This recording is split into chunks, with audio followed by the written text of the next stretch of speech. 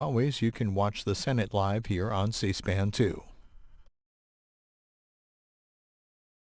Now, more from the Senate earlier today, where there was debate on a resolution to end U.S. military involvement in Yemen's civil war.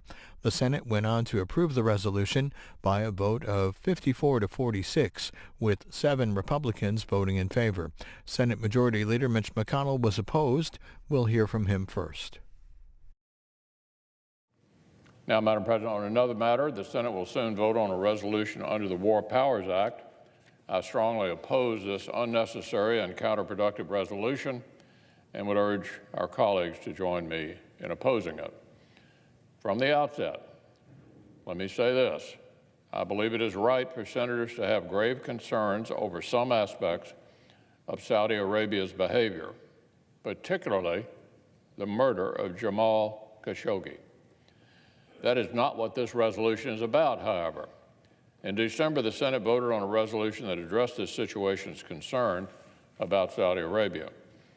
If senators continue to have concerns about Saudi behavior, they should raise them in hearings and directly with the administration and directly with Saudi officials, as I have done. And they should allow a vote on the confirmation of retired General John Abizaid, whose nomination to be U.S. ambassador to Riyadh is being held up once again, by Democratic obstruction. They should also allow a vote on the nomination of David Schenker to be Assistant Secretary of State for Near East Affairs. He's been held up here for nearly a year. If we want to solve problems in the Middle East through diplomacy, we'll need to confirm diplomats.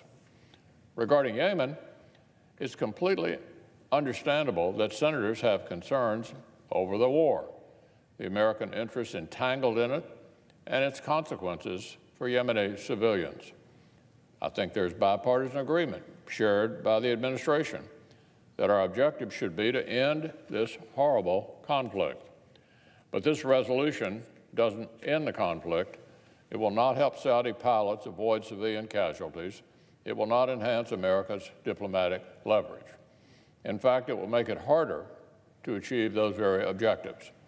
This is an inappropriate and counterproductive measure. First, the administration has already ended air-to-air refueling of coalition aircraft.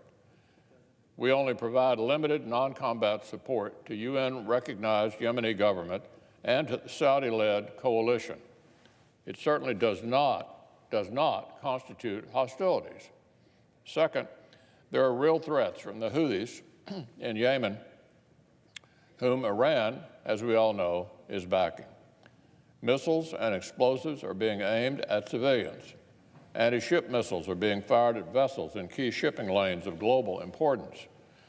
If one of those missiles kills a large number of Saudi or Emirati civilians, let alone Americans who live in Riyadh or Dubai, say goodbye to any hope to a negotiated end to this conflict.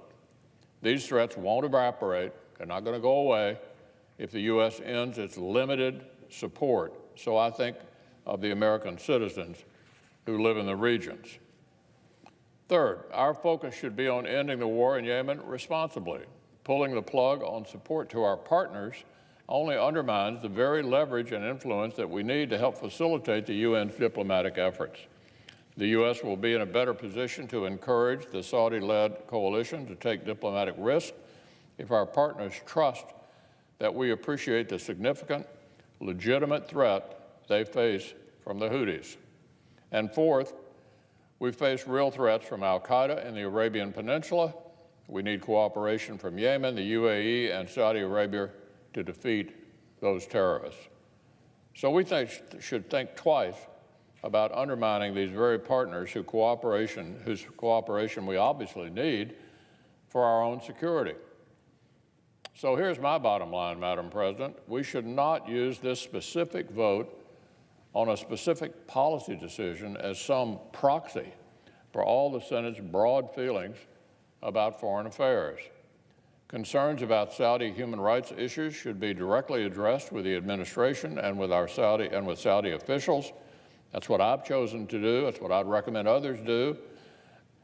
But as for Yemen, We need to ask what action will actually serve our goal, that is, working with partners to encourage a negotiated solution.